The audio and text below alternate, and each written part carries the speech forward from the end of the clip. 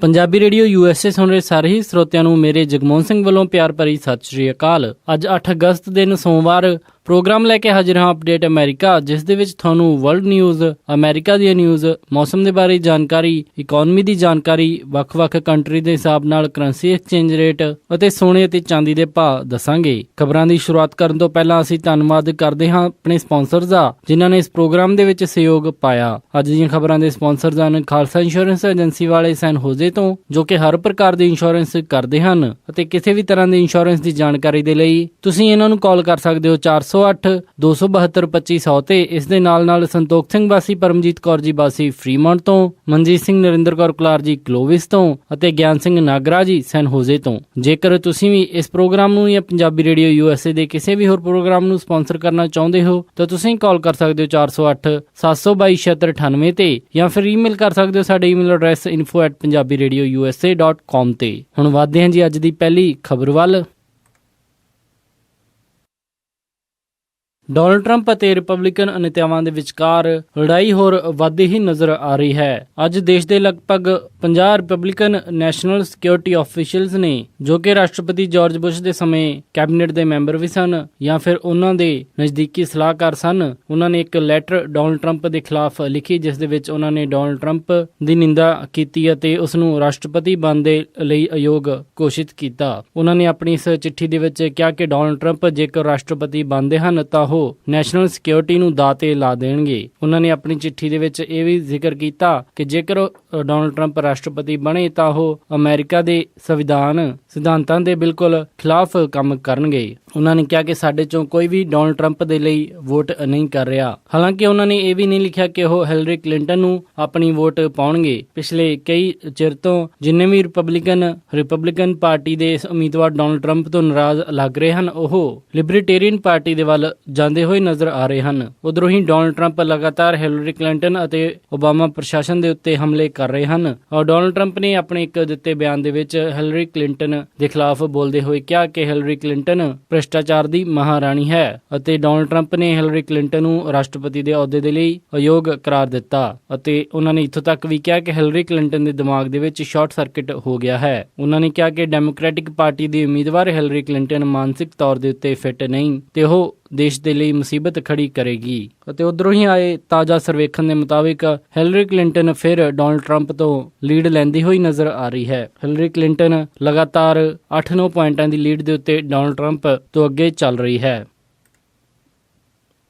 ਅਫਗਾਨ ਦੀ ਰਾਜਧਾਨੀ ਕਾਬਲ ਦੇ ਵਿੱਚ ਇੱਕ ਆਸਟ੍ਰੇਲੀਅਨ ਅਤੇ ਇੱਕ ਅਮਰੀਕਨ ਸਿਟੀਜ਼ਨ ਨੂੰ ਅਗਵਾ ਕਰ ਲਿਆ ਗਿਆ ਹੈ। ਇਹ ਦੋਨੇ ਕਾਬਲ ਯੂਨੀਵਰਸਿਟੀ ਦੇ ਨਾਲ ਐਫੀਲੀਏਸ਼ਨ ਰੱਖਦੇ ਸਨ ਅਤੇ ਇਹਨਾਂ ਨੂੰ 4 ਤੋਂ 5 ਬੰਦੂਕਧਾਰੀਆਂ ਨੇ ਬੰਦੂਕ ਦੇ ਦਮ ਦੇ ਉੱਤੇ ਅਗਵਾ ਕਰ ਲਿਆ। ਅਫਗਾਨਿਸਤਾਨ ਦੀ ਇੰਟੀਰੀਅਰ ਮਿਨਿਸਟਰੀ ਨੇ ਦੱਸਿਆ ਕਿ ਇਹ ਅਗਵਾ ਕਿਸ ਅੱਤਵਾਦੀ ਗਰੁੱਪ ਨੇ ਕੀਤਾ ਹੈ ਜਾਂ ਫਿਰ ਹੋਰ ਕਿਸੇ ਨੇ ਕੀਤਾ ਹੈ, ਇਸ ਦੇ ਬਾਰੇ ਕੋਈ ਵੀ ਜਾਣਕਾਰੀ ਹਜੇ ਤੱਕ ਨਹੀਂ ਮਿਲੀ ਹੈ। ਆਸਟ੍ਰੇਲੀਅਨ ਐਮਬੈਸੀ ਨੇ ਇਸ ਘਟਨਾ ਨੂੰ ਲੈ ਕੇ ਇੱਕ ਬਿਆਨ ਜਾਰੀ ਕੀਤਾ, ਜਿਸ ਦੇ ਵਿੱਚ ਕਿਹਾ ਕਿ ਆਸਟ੍ਰੇਲੀਅਨ ਸਰਕਾਰ ਲਗਾਤਾਰ ਆਪਣੇ ਨਾਗਰਿਕਾਂ ਦੀ ਜਾਨ ਬਚਾਉਣ ਦਾ ਯਤਨ ਕਰ ਰਹੀ ਹੈ ਅਤੇ ਉਹ ਆਪਣੇ ਨਾਗਰਿਕਾਂ ਨੂੰ ਇਹ ਵੀ ਚੇਤਾਵਨੀ ਦੇਣਾ ਚਾਹੁੰਦੀ ਹੈ ਕਿ ਉਹ ਅਫਗਾਨਿਸਤਾਨ ਦੀ ਯਾਤਰਾ ਕਰਨ ਤੋਂ ਬਚਣ, ਕਿਉਂਕਿ ਇੱਥੇ ਹਾਲਾਤ ਕਾਫੀ ਜ਼ਿਆਦਾ ਵਿਗੜੇ ਹੋਏ ਹਨ। ਅਫਗਾਨਿਸਤਾਨ ਦੇ ਵਿੱਚ ਫੋਰਨ ਨੈਸ਼ਨਲਜ਼ ਨੂੰ ਕਾਫੀ ਜ਼ਿਆਦਾ ਅਗਵਾ ਕਰਨ ਦੀਆਂ ਖਬਰਾਂ ਪਹਿਲਾਂ ਵੀ ਆਈਆਂ ਹਨ। ਜੂਨ ਦੇ ਮਹੀਨੇ ਦੇ ਵਿੱਚ ਇੱਕ ਇੰਡੀਅਨ ਵਰਕਰ ਨੂੰ ਵੀ ਉੱਥੇ ਅਗਵਾ ਕੀਤਾ ਗਿਆ ਸੀ ਅਤੇ ਪਿਛਲੇ ਸਾਲ ਇੱਕ ਜਰਮਨੀ ਅਤੇ ਨੀਦਰਲੈਂਡਸ ਦੇ ਵੀ ਕਈ ਨਾਗਰਿਕਾਂ ਨੂੰ ਅਗਵਾ ਕੀਤਾ ਗਿਆ ਸੀ। ਪੁਲਿਸ ਹਜੇ ਇਸ ਪੂਰੇ ਮਾਮਲੇ ਦੀ ਜਾਂਚ ਕਰ ਰਹੀ ਹੈ ਤੇ ਉਮੀਦ ਇਹੀ ਕਰਦੇ ਹਨ ਕਿ ਦੋਨੇ ਨਾਗਰਿਕ ਸਹੀ ਸਲਾਮਤ ਛੱਡ ਦਿੱਤੇ ਜਾਣਗੇ। ਓਲੰਪਿਕਸ ਦੇ ਵਿੱਚ ਆਪਣਾ ਝੰਡਾ ਗੱਡਣ ਵਾਲੇ ਮਾਈਕਲ ਫੈਲਿਪਸ ਨੇ ਇੱਕ ਹੋਰ ਰਿਕਾਰਡ ਕਾਇਮ ਕਰਦੇ ਹੋਏ 19ਵਾਂ 골ਡ ਮੈਡਲ ਜਿੱਤ ਲਿਆ। ਮਾਈਕਲ ਫੈਲਿਪਸ ਨੇ ਇਹ ਮੈਡਲ 4x100 ਮੀਟਰ ਦੀ ਰਿਲੇ ਦੇ ਸਵਿਮਿੰਗ ਕੰਪੀਟੀਸ਼ਨ ਦੇ ਵਿੱਚ ਜਿੱਤਿਆ ਹੈ। ਉਧਰ ਹੀ ਅਮਰੀਕਾ ਦੀ ਇੱਕ ਹੋਰ ਤੈਰਾਕ ਕੇਟੀ ਲੇਡੇਕੀ ਨੇ ਆਪਣਾ ਹੀ ਵਰਲਡ ਰਿਕਾਰਡ ਤੋੜਦੇ ਹੋਏ 골ਡ ਮੈਡਲ ਜਿੱਤਿਆ। ਓਲੰਪਿਕ ਦੇ ਹੋ ਰਹੇ ਇਹਨਾਂ 2 ਦਿਨਾਂ ਦੇ ਮੁਕਾਬਲਿਆਂ ਦੇ ਅੰਦਰ 6 ਵਰਲਡ ਰਿਕਾਰਡ ਟੁੱਟ ਚੁੱਕੇ ਹਨ। ਜੇ ਮੈਡਲ ਟੈਲੀ ਦੀ ਗੱਲ ਕਰੀਏ ਤਾਂ ਇਸ ਸਮੇਂ ਯੂਨਾਈਟਿਡ ਸਟੇਟਸ ਨੰਬਰ 1 ਤੇ ਹੈ। ਇਸ ਨੇ 5 골ਡ ਮੈਡਲ ਜਿੱਤੇ ਹਨ ਅਤੇ 7 ਸਿਲਵਰ ਅਤੇ 7 ਬ੍ਰੌਂਜ ਮੈਡਲ, ਕੁੱਲ 19 ਤਗਮੇ ਲੈ ਕੇ ਪਹਿਲੇ ਨੰਬਰ ਦੇ ਉੱਤੇ ਯੂਨਾਈਟਿਡ ਸਟੇਟਸ ਬਣਿਆ ਹੋਇਆ ਹੈ ਅਤੇ ਦੂਸਰੇ ਨੰਬਰ ਦੇ ਉੱਤੇ ਚਾਈਨਾ ਨੇ 5 골ਡ, 5 ਬ੍ਰੌਂਜ ਅਤੇ 3 ਸਿਲਵਰ ਮੈਡਲ ਹਾਸਿਲ ਕੀਤੇ ਹਨ। ਤੀਸਰੇ ਨੰਬਰ ਦੇ ਉੱਤੇ ਆਸਟ੍ਰੇਲੀਆ 4 골ਡ ਮੈਡਲ ਅਤੇ 3 ਬ੍ਰੌਂਜ ਮੈਡਲ, ਇਸ ਨੇ ਕੁੱਲ 7 ਮੈਡਲ ਹਾਸਲ ਕੀਤੇ ਹਨ। ਹਜੇ ਤੱਕ ਓਲੰਪਿਕਸ ਦੀ ਇਸ ਰੇਸ ਦੇ ਵਿੱਚ ਇੰਡੀਆ ਨੇ ਆਪਣਾ ਖਾਤਾ ਨਹੀਂ ਖੋਲ੍ਹਿਆ। ਸੈਨ ਬਰਨਾਰਡੀਨੋ ਦੇ ਕੋਲ ਪਹਾੜੀਆਂ ਦੇ ਵਿੱਚ ਲੱਗੀ ਅੱਗ ਕਾਫੀ ਫੈਲ ਚੁੱਕੀ ਹੈ। ਇਹ ਅੱਗ ਹੁਣ 4500 ਏਕੜ ਤੱਕ ਫੈਲ ਚੁੱਕੀ ਹੈ। ਇਹ ਅੱਗ ਕੱਲ ਦੁਪਹਿਰ 12:10 ਦੇ ਉੱਤੇ ਸ਼ੁਰੂ ਹੋਈ ਅਤੇ ਤੇਜ਼ੀ ਦੇ ਨਾਲ ਫੈਲਣ ਲੱਗੀ। ਸੁੱਕੀਆਂ ਝਾੜੀਆਂ ਅਤੇ ਹਵਾ ਦੇ ਕਾਰਨ ਇਹ ਅੱਗ ਤੇਜ਼ੀ ਦੇ ਨਾਲ ਫੈਲ ਰਹੀ ਹੈ ਅਤੇ ਇਸ ਨੇ ਕੁਝ ਹੀ ਘੰਟਿਆਂ ਦੇ ਵਿੱਚ ਹਜ਼ਾਰਾਂ ਏਕੜ ਆਪਣੀ ਚਪੇਟ ਦੇ ਵਿੱਚ ਲੈ ਲਏ। ਇਸ ਦੇ ਕਾਰਨ ਕੁੱਲ 5200 ਘਰਾਂ ਨੂੰ ਖਾਲੀ ਕਰਵਾਇਆ ਗਿਆ ਹੈ। ਇੱਥੇ ਐਪਲ ਵੈਲੀ ਯੂਨੀਫਾਈਡ ਸਕੂਲ ਡਿਸਟ੍ਰਿਕਟ ਦੇ ਵਿੱਚ ਸਕੂਲ ਅਤੇ ਆਫਿਸਿਸ ਨੂੰ ਬੰਦ ਕਰ ਦਿੱਤਾ ਗਿਆ। ਇੱਥੇ ਸਥਿਤ ਰੈੱਡ ਕਰਾਸ ਦੇ ਇੱਕ ਇਵੈਕੂਏਸ਼ਨ ਸ਼ੈਲਟਰ ਨੂੰ ਵੀ ਮੂਵ ਕਰਕੇ ਓਕ ਹਿਲਸ ਹਾਈ ਸਕੂਲ ਲਿਜਾਇਆ ਗਿਆ ਹੈ ਅਤੇ ਇੱਕ ਹੋਰ ਵਰਲਡ ਹਾਈ ਸਕੂਲ ਦੇ ਵਿੱਚ ਦੂਸਰਾ ਸ਼ੈਲਟਰ ਖੋਲ੍ਹਿਆ ਗਿਆ ਹੈ। ਦੱਸਿਆ ਜਾ ਰਿਹਾ ਕਿ ਇਸ ਏਰੀਆ ਦੇ ਵਿੱਚੋਂ ਕਈ ਸਾਰੇ ਜਾਨਵਰ ਨੂੰ ਵੀ ਮੂਵ ਕੀਤਾ ਜਾ ਰਿਹਾ ਹੈ ਕਿਉਂਕਿ ਅੱਗ ਕਾਫੀ ਵੱਡੇ ਪੱਧਰ ਦੇ ਉੱਤੇ ਫੈਲ ਰਹੀ ਹੈ ਤੇ ਇਸ ਦੇ ਉੱਤੇ ਹਜੇ ਤੱਕ ਕਾਬੂ ਨਹੀਂ ਪਾਇਆ ਗਿਆ।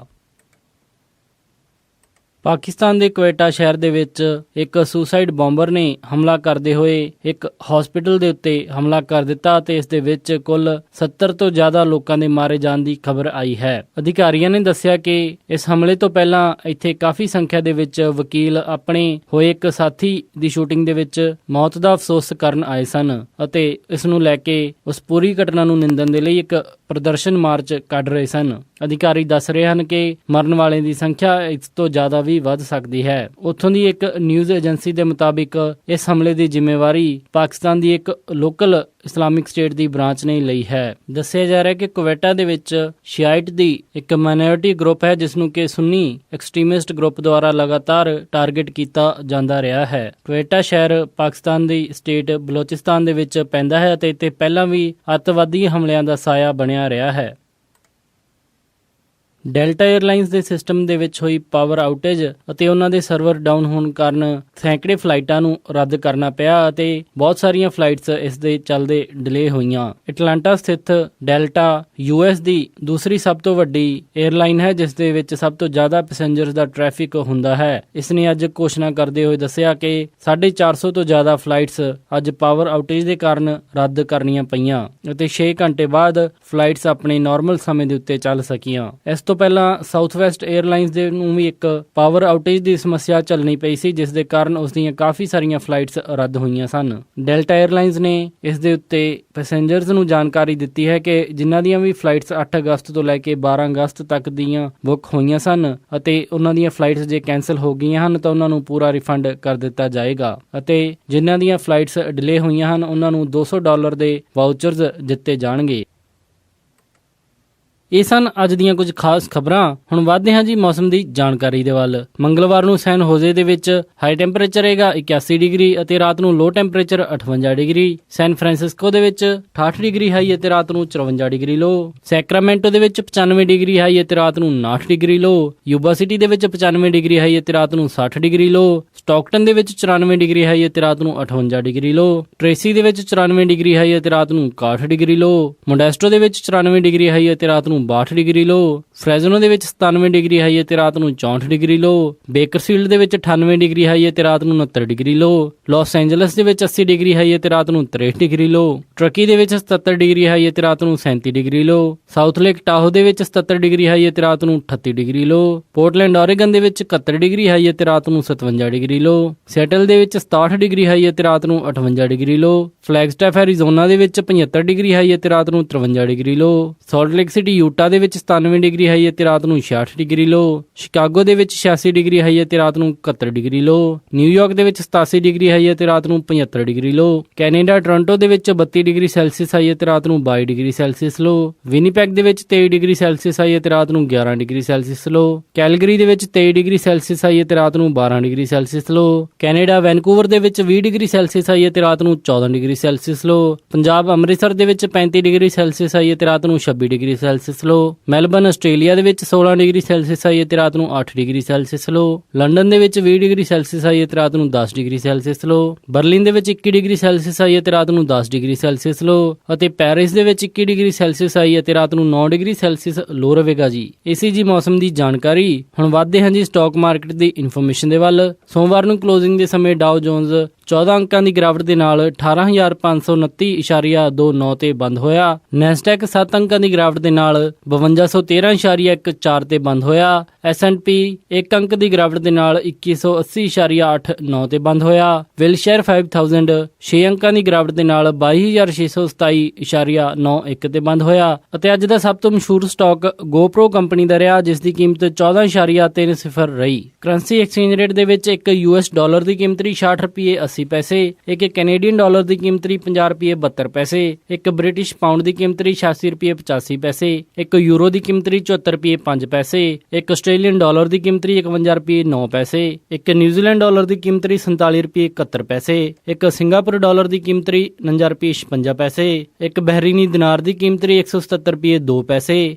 ਇੱਕ ਕੁਵੈਤੀ ਦਿਨਾਰ ਦੀ ਕੀਮਤ ਰਹੀ 221 ਰੁਪਏ 40 ਪੈਸੇ। ਸੋਨੇ ਦਾ ਰੇਟ $1333.90 ਪਰ ਆਉਂਸ ਰਿਹਾ ਅਤੇ ਚਾਂਦੀ $19.70 ਪਰ ਆਉਂਸ ਰਹੀ। ਇਸੇ ਦੇ ਨਾਲ ਖਬਰਾਂ ਦਾ ਅੱਜ ਦਾ ਇਹ ਬੁਲੇਟਿਨ ਇੱਥੇ ਹੀ ਸਮਾਪਤ ਕਰਦੇ ਹਾਂ ਜੀ। ਇਜਾਜ਼ਤ ਦਿਓ। ਉਮੀਦ ਹੈ ਕਿ ਤੁਹਾਨੂੰ ਅੱਜ ਦਾ ਇਹ ਪ੍ਰੋਗਰਾਮ ਪਸੰਦ ਆਇਆ ਹੋਵੇਗਾ। ਕਿਸੇ ਵੀ ਤਰ੍ਹਾਂ ਦੇ ਫੀਡਬੈਕ ਦੇ ਲਈ ਤੁਸੀਂ ਸਾਨੂੰ ਕਾਲ ਕਰ ਸਕਦੇ ਹੋ 408 272 5200 ਤੇ। ਇੱਕ ਵਾਰੀ ਫਿਰ ਸਾਰੇ ਸਪਾਂਸਰਸ ਦਾ ਬਹੁਤ ਬਹੁਤ ਧੰਨਵਾਦ। ਮਿਲਦੇ ਹਾਂ ਜੀ ਅਪਡੇਟ ਅਮਰੀਕਾ ਦੇ ਅਗਲੇ ਅੰਕ ਵਿੱਚ। ਤਦ ਤੱਕ ਲਈ ਸਾਰਿਆਂ ਨੂੰ ਪਿਆਰ ਅਤੇ ਸਤਿਕਾਰ ਭਰੀ ਸਤਿ ਸ਼੍ਰੀ ਅਕਾਲ। ਸੁਣਦੇ ਰਹੋ ਜੀ ਪੰਜਾਬੀ ਰੇਡੀਓ USA।